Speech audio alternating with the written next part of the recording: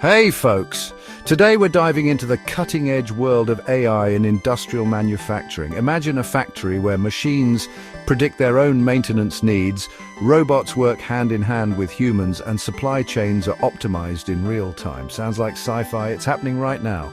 First up, predictive maintenance.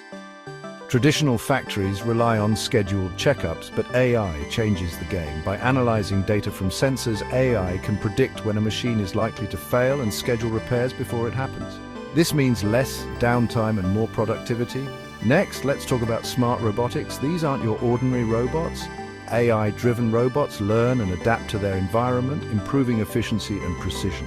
They're taking on complex tasks that were once thought impossible for machines.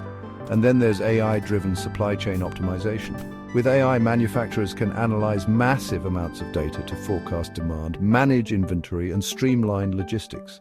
This results in cost savings and ensures products get to customers faster. The impact of AI on factories is revolutionary.